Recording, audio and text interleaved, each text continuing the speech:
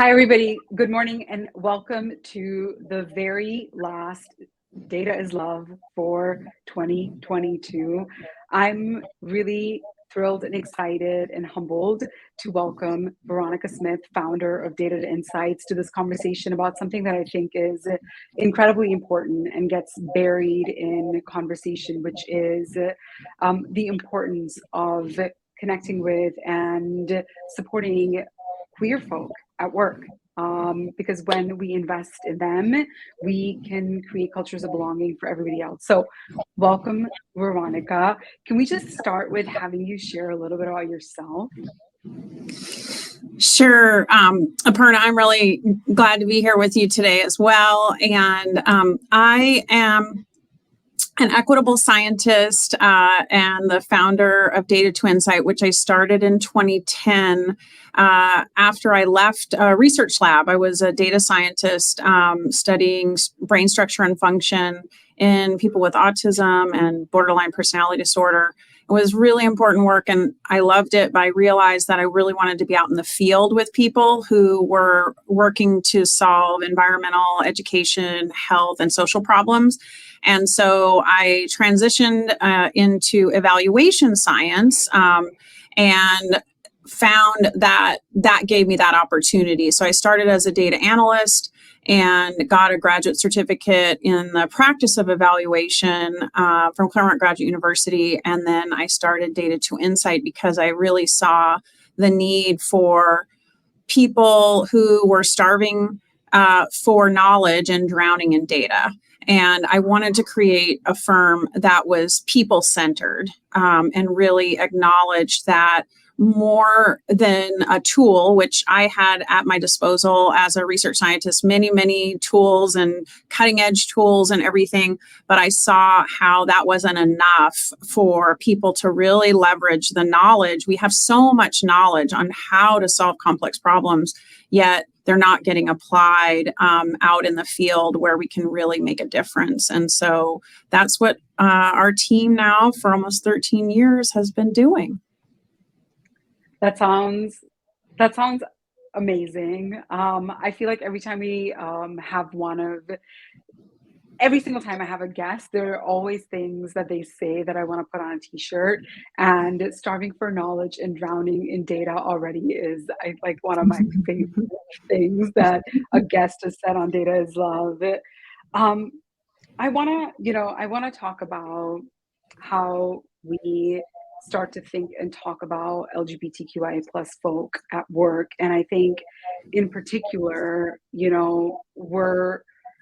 we've seen what just happened in Colorado Springs, right? And that's happening in the United States, but I think across the world, there's been a breakdown of progress when it comes to the rights of the queer community. And it's not just happening in the US.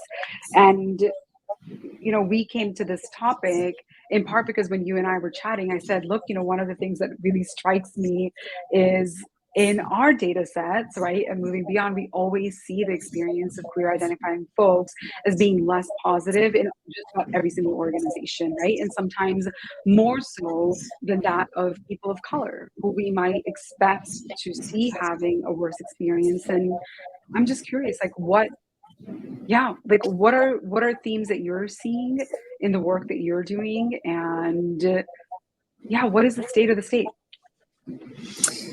Oh my gosh, we need a lot more time to totally go into that, but I appreciate you giving me an opportunity to just talk about, touch the surface. And I would encourage folks, if they do want to get more into this, that I would love to be a resource for that, because the work of LGBTQIA plus inclusion is much more than professional.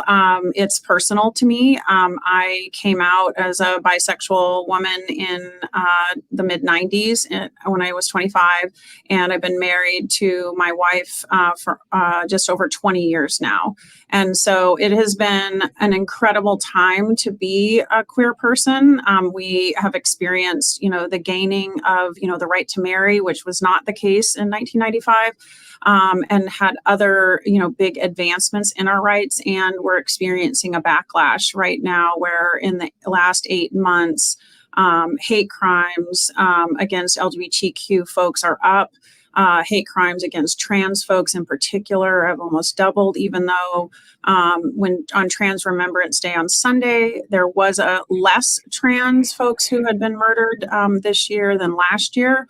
So I guess that's something to celebrate a little bit. However, like you said, we had that terrible shooting on Saturday, which we don't know the motive of right now, but one of the things about crimes in gay and queer nightclubs is it's a long history of attacks in spaces for queer folks, going all the way back to Stonewall in 1969, which was really kind of the beginning, one of the key events in the history of fighting for LGBTQ rights, is that these places are for queer folks a safe place. Because many folks, even today, if in a recent survey by Boston Consulting Group of over 4,000 queer folks in the United States, half of those folks were not out at work. So they had not disclosed their sexual orientation or gender identity. And so when they go to a nightclub or, a place of gathering for queer folks, it is often a place where people really can be themselves in a way that they can't be themselves. And, queer youth are kicked out of their homes for being queer. So this is really, so an attack on a nightclub like this represents, a threat, to the community. And it's similar in some ways to, an attack on a Jewish synagogue or on an African American church. These are places where the people from the queer community come and connect and support each other. And so just like in any other, kind of situation like that, where you have a group that has been attacked, when you have people from that group in your workplace, it's really important to recognize that, this is a time that it's important to check in with them, and be able to be there for them and understand that their best is not going to be the same because they're probably processing this, in many different ways. And again, one of the challenges for queer folks, if you have half of your queer folks, who are not out, you don't necessarily know that they're queer. There's also, as I've talked to you about, a problem with invisibility, in the data. And we can talk about that more, but those are some of the things that I think create challenges for LGBTQ folks in the workplace and in their communities. I definitely want to ask you questions about how do we gather data about people's sexual orientation, gender identity, when it's, when it could potentially endanger their lives, given the state of the world. And I think certainly like where you live and work in the United States. Before we do that though, one of the stats that we see often when there is a shooting in the Black community is that having witnessed an event like that, even if you weren't there on site, and even if you don't know anybody that was harmed personally, Black folks can suffer from, up to 3 months of PTSD like symptoms, right? Where it's not like a day where they might maybe feeling off or unsafe. It's months and months of being triggered.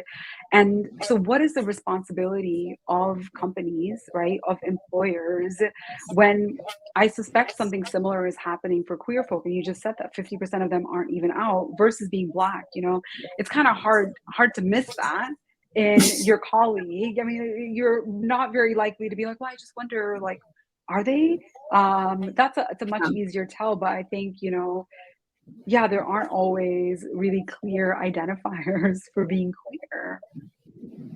Yeah, and that's one of the things about the dimensions of diversity, right? There are many dimensions of diversity, and some are what we call above the waterline and some are below the waterline. And being queer is often below the waterline. I mean, one of the things I learned, after I came out, and, again, like I said, it was in the 90s, and and I live in Seattle. And so there would be some people who, a woman that was, masculine of center that I might assume was queer. And it turned out, she had a husband and kids and she was straight, and then, so you just don't know. And also one of the things that we've also talked about how, Gen Z folks, they're really breaking down the gender binary. So, you can't assume gender by the way somebody's dressed, or gender identity for sure. And gender identity, I mean, when I was coming out, there was, the B and the L were the two options I had. And I didn't really even think about my gender identity. And now,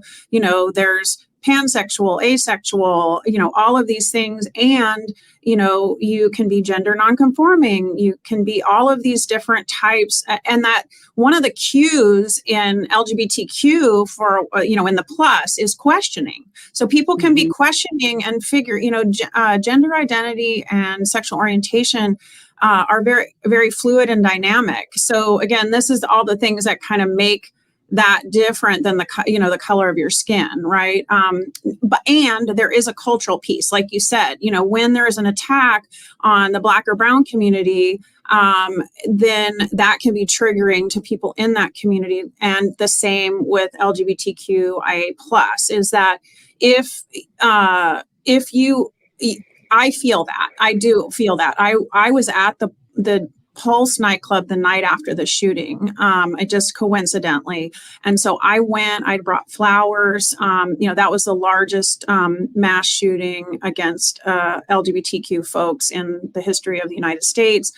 It was very moving to me because, and it would have been anyway, right? Any shooting, mourn the loss. And we have had over 600 mass shootings in the United States this year. So in some ways, the fact that you, as an employer, you need to be prepared for addressing the needs of your people after a mass shooting, regardless, right? Because we also have school shootings. So how is that going to affect parents? They get triggered. I have a friend who was a survivor of the Jewish Foundation's shooting. She gets triggered every time there's a shooting. It doesn't matter. So employers need to be prepared. They need to have resources, through their employee assistance program. They need to have their managers trained so that they can meaningfully check in with people around this and be able to address the emotional and mental impact.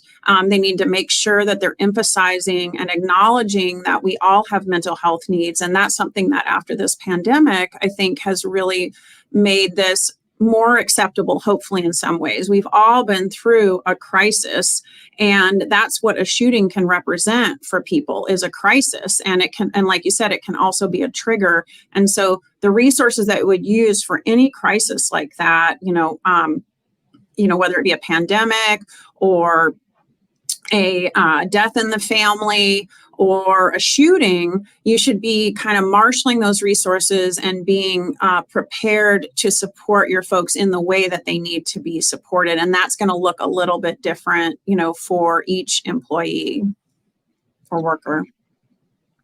Yeah. So you're talking a lot about, also like what does like institutionalizing empathy look like in a workplace? Yes, absolutely. Absolutely.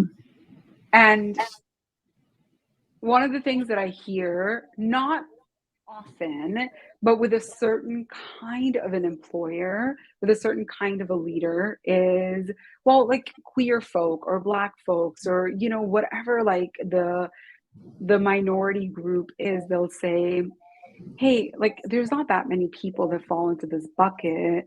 Why should I care? Or how can I track all of these different identity groups, right? Like this is a place of business. I pay people, they come here, they do the work, right? That's the contract. What's your response to why should I care? It's like 10% of the population. And half of them aren't even out to me. Yeah. Well, the thing we know about, and we've known for a long time, but we're learning, more and more about one, the more people can be comfortable with who they are and bring more of themselves to work. And specifically, we know this about queer people is that when queer people are in a place where they feel safe to be out, they are happier and more productive. And that's generally true for all the dimensions of diversity. So the more I can be myself at work, the more happy of an employee I'm going to be, the more productive I'm going to be, the better I'm going to be able to meet the goals of the business. And, this translates into better retention. It translates into, organizations being able to have people grow in the company and become leaders, which is one of the indicators of a successful and long-standing, a durable company, right? Instead of having to hire in, that you're really cultivating leaders and bringing them up. The other thing that we've known for a long time about organizations is the bad apple effect. So if you have a disgruntled employee and it happens to be from, the queer community because your people are experiencing discrimination and it's not going unchecked, and you're going to have that person can, kind of poison the barrel, right? And we know that this is a phenomena, and so these are the types of things that this is the type of thing you want to avoid. Not to mention, lawsuits, right? So if you are discriminating, if somebody's being discriminated on and harassed and you're creating a hostile environment for somebody, you could be legally liable for that. And so why do you want to deal with that again when the business case is so strong for, if you're able to integrate the different dimensions of diversity in your company, the return on investment has been shown, to be there for increased revenue, increased client service, and, net promoter score, all of these types of things that are business bottom line issues. And so there's a strong business case for it. And there's also the fact that why wouldn't you want a more humane workplace, right? And this is an evolution of the workplace, right? So when we've worked with some construction companies, I know you have too. Back in the day when my grandfather was in construction, he went to work and maybe he wore a hard hat. I think by the time I was young, he was wearing a hard hat, but probably in the 60s he wasn't, and he was, and the safety requirements were not there. But now companies are the leading companies are really committed to the safety of their employees because they know that it is not only good for their employees because they go home with all their fingers and toes to their families, and the company does better financially. There is no benefit, it is very expensive, to have to deal with injuries on the work site. And so it's kind of the same concept here, and that we've started to learn that. And in the construction industry, by the way, they've also kind of as expanding that understanding of, how do we take care of our employees from just like, we give them a paycheck, if they show up, to we make sure that they're safe, physically safe. Now, in construction, there's also a really high rate of suicide. I don't know if people know that. Yes. And which is why I found that out this year. And I was like, what? And so it's like mental health, and that's been something through the pandemic. And this is something that we know about LGBTQ youth in particular, is that they have a higher suicide rate than their non-queer peers. And so the mental health component. So that's something you always want to make sure is you've got resources and making people aware of the mental health resources they have. And then again, that it just keeps expanding to the whole identity of the person, right? And so the reasons why are, so many. It's good for people, it's good for business. And I should probably stop there because I could keep going. No, it's good for people and it's good for business. And I think that is, earlier you said, like, why wouldn't you have a humane workplace? Why wouldn't you? What's the argument? What's the data for that? None, right? There is none. Command and control, I think, in my opinion, is like the worst kind of leadership style. It just, I guess if you like that, you can go work at Comcast. Um, They're going in the military. I mean, I grew up in a military family, and that's definitely what I command and control, and that's kind of how my dad ran our family as well. So, not a fan. I survived not it, but I did not thrive. yeah. I want to switch gears a little bit. You know, you called yourself an equitable scientist, and I know that you're a little bit of a nerd. Like you're thinking about not just data broadly, but how to make sense of it, how to use it to actually solve problems. And so, how do we collect this information? How do we know who works for us, so that, I mean, regardless, we should care for them, but so that when things do happen, or I'm even thinking about, not just employee experience, but I know that you do program evaluations as well, right? So the efficacy of programs.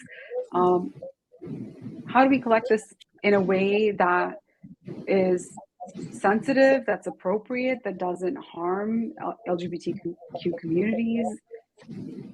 Yeah, it's a great question. And it's something that we find with leaders that we work with. There can be a lot of sensitivity around it. There's an education program we're working with right now where the faculty member is a member of the LGBTQ community, and they themselves have a lot of nervousness about asking for this data.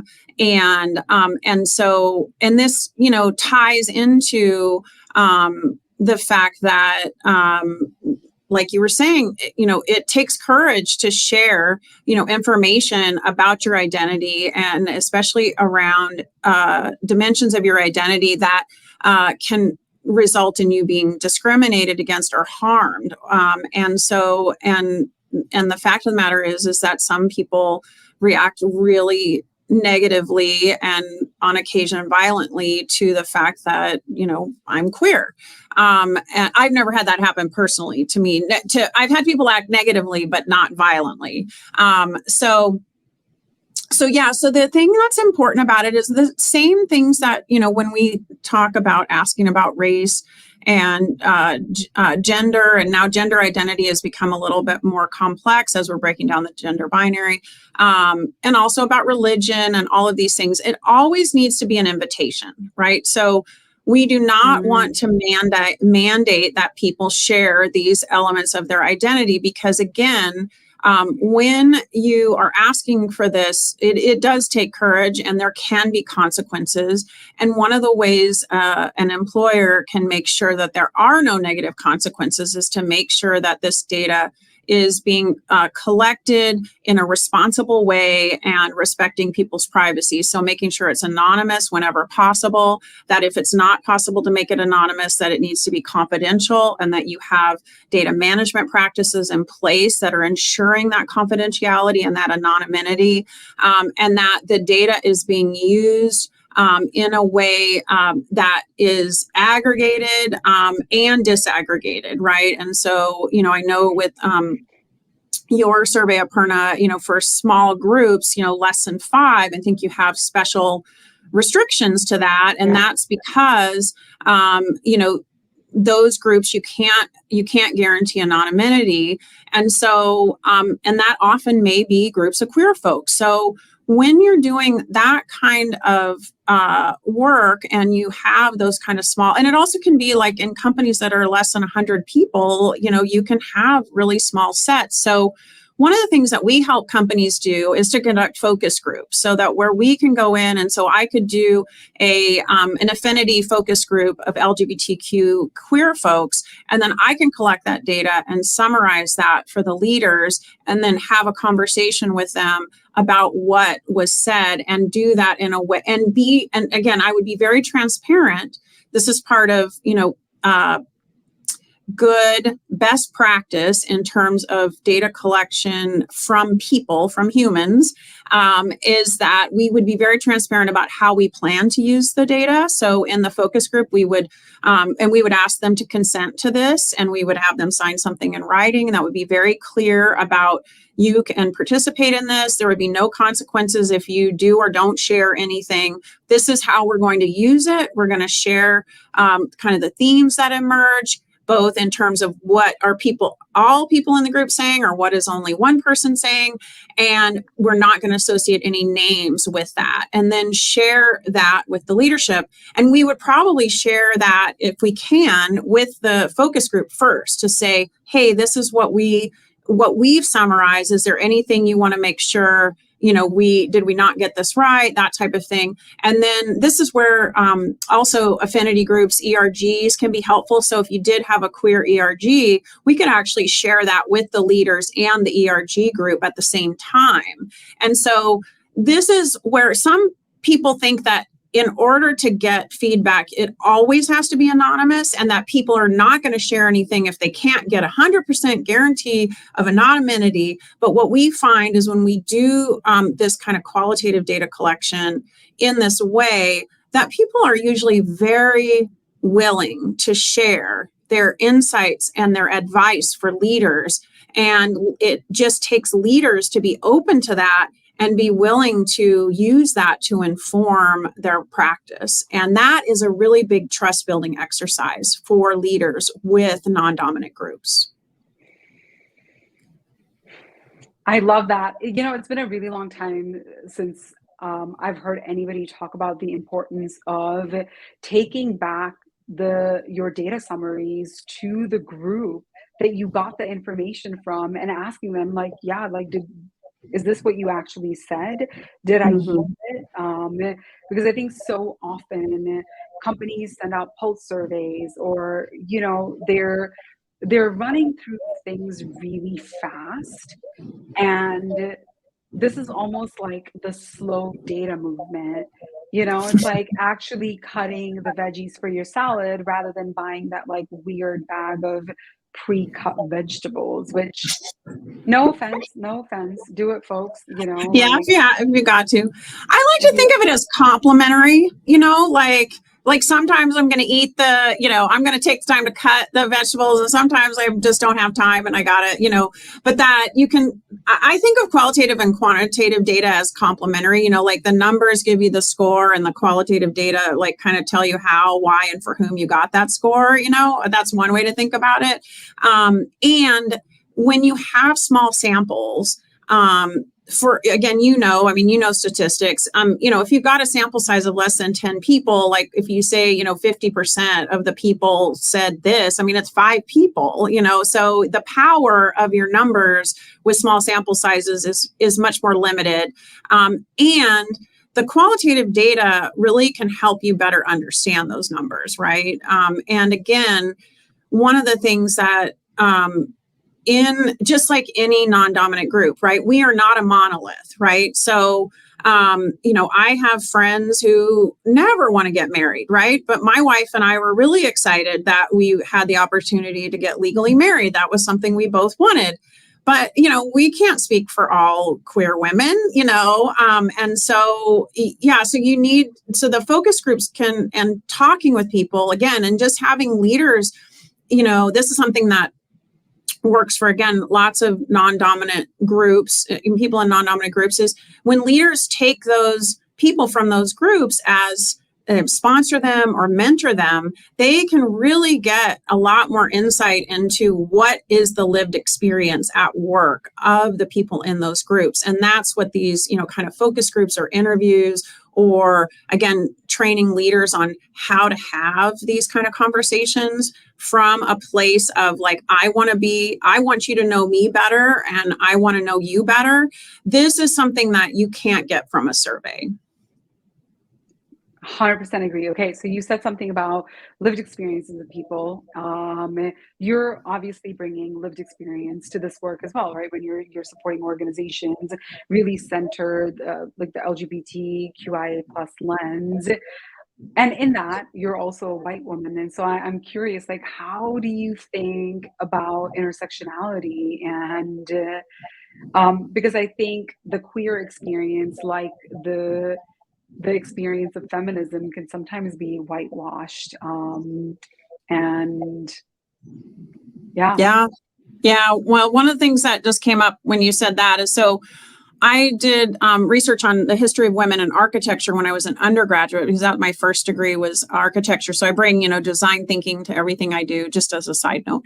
But I learned about Betty Friedan and the feminine mystique, right? So I'm like, this was 1990. I'm like 21 years old, and I'm reading the feminine mystique and I'm like, oh my gosh, and everything. Well, fast forward, I'm 25 years old. I'm coming out. Later, I learned that Betty Friedan, the white woman that was, one of the heads of the modern day feminist movement, or the first modern, first modern wave of feminism, was anti-lesbian. She thought lesbians were messing up the feminist movement and so, so that I think is, and so the other thing that was an experience of, coming from white privilege, and having to go, so fast forward now, like, what year was it? It was like the 2000s, right? I'm knocking on doors to get people to sign or to get people to agree to vote so that Natalie and I could be legally married in the state of Washington. So this is the 2010s now, right?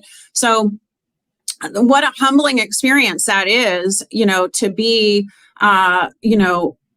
in the dominant group as a white person, but also having to ask other people in my community to say it's okay for me to get married to a woman and again, the paradox of that is also, as a bisexual woman, I have bisexual friends who have married men. They didn't have to ask anybody to get permission to marry their husband, but I had to ask permission to get to marry my wife. So these are all the things, the paradox of being both a white person coming from the dominant group, and then also being a woman, and a queer woman being in oppressed groups. And so Ilse Govan from Cultures Connecting has really helped me understand that. And I would highly recommend her book, What's Up with White Women. And also she has a workshop for white women that talks about how this the dynamics of being a white person and an oppressed person at the same time, and how do you you're always like going like this and kind of trying to think from those different perspectives and be aware that your perspective is limited by your lived experience. So, fun fact, Ilsa was also, and Cultures Connecting was also like my first like DEI training Oh my right gosh. out of graduate school in 2009 at like an AmeriCorps conference. I love that. Yeah, and they used to have these buttons, and I think I carried my button around for years, What did your button say? I don't even remember anymore, but it just, yeah, I've also gone to a bunch of their trainings, and I love that book, even though I am arguably not a white woman. It does. I think it does. And I think she also writes about the white Jewish perspective in some of her other writings, right? And that's, I mean, speaking of intersectionality, it's like all of these dimensions of people's identity that really shape how they see the world, and like who's even going to let them in. That's right. I want to close with asking you, how does, let's say I'm working in an organization that maybe it hasn't really warmed up to the idea of supporting queer employees, which of course has an impact on lots of people with lots of other identities as well, right? Across race and ethnicity and language groups and religions. How do I use critical thinking, evaluative thinking to start to make a case in my organization to include the needs and experiences and voices It maybe not my organization, it could be a program that I'm running. And how, like, what are the best ways to, I hate the word allyship, but how do I do that? How do I do that if I'm in an organization that hasn't really warmed up yet? That's a great question. So I think that one thing is, if you're in an organization that doesn't have, by not warmed up, I'm taking that as kind of like there's not much leadership commitment there. Is that okay? So because that is the leaders are the predominant creative force in an organization, and if their commitment and their competency around this is one of the driving factors. And so if you don't have that, one of the things I would do if I were in that position, whether I'm, was myself as a queer white woman or a straight woman of color or, a man,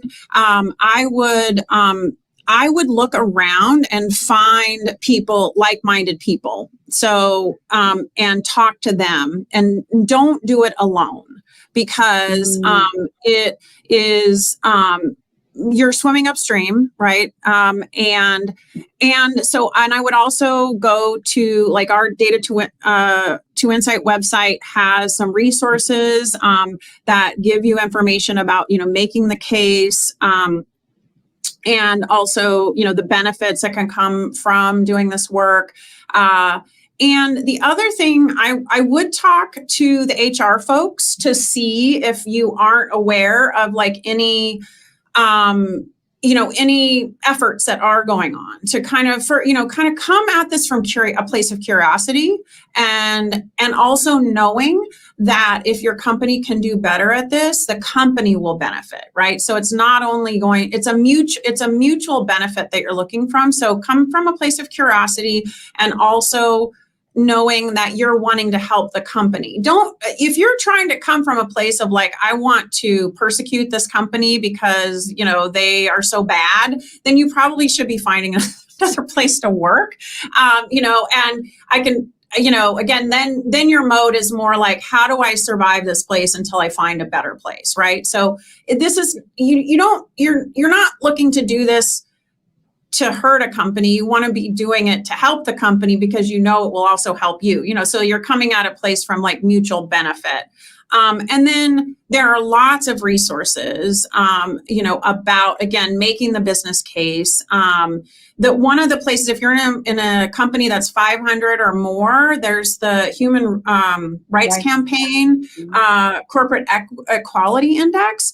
And that could be something that you might talk with the HR staff about, is like, hey, I'd like to see how our company does on this, and this is something that, by the way, one of the bright sides of what's going on right now, we're having this backlash against queer folk for lots of different reasons.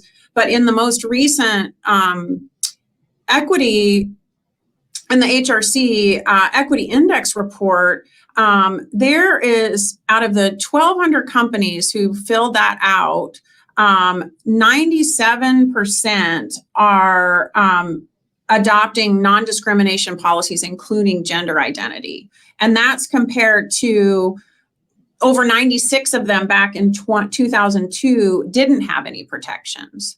So that's a huge sea change, right? And so corporate America actually can be a force for good around these issues. So talking to them about that, and one of the reasons that they're doing that is because they know it increases the talent they're able to bring to their company, the retention, and the potential for really innovative leaders. And so this is something that is a good thing for business, and that you want to be approaching it in that way.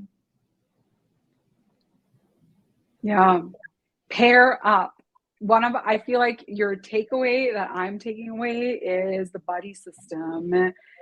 Yeah. Never do it alone, and that, again, and it can be cross groups, right? So, like, you and I, we could be people that we recognize that what's good for queer white folks is also is good for people of color who are straight, and that's one of the things at Nestle Purina, we've done some work there.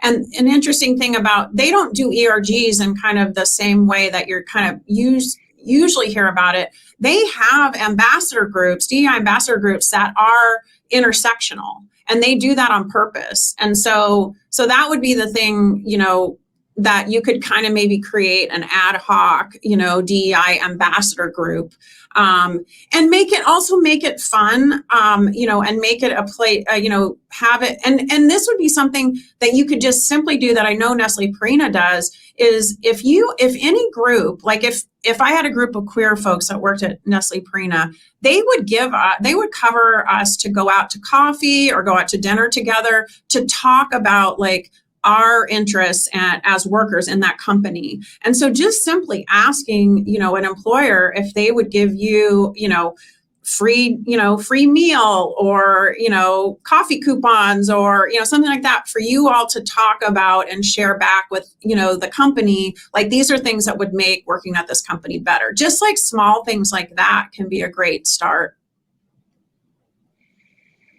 I love it.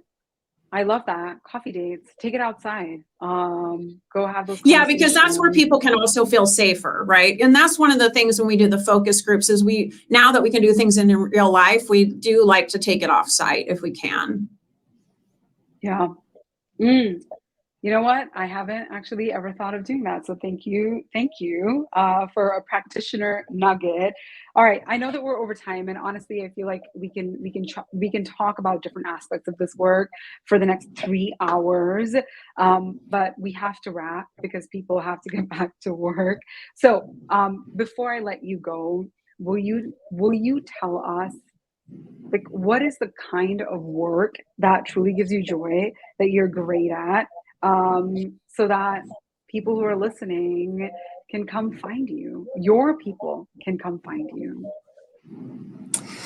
Well, thanks, Aparna, for this opportunity. I love doing what we talked about doing, which is helping people figure out where are we on our diversity, equity, inclusion, and belonging journey, because it's really more than DEI. It's about creating a culture of belonging where everyone can thrive.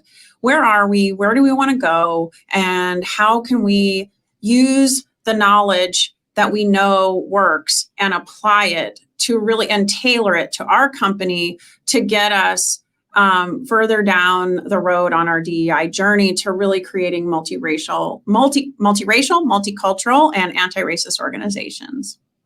Ooh, I'm signing up for that. Veronica, thank you so much. Thank you.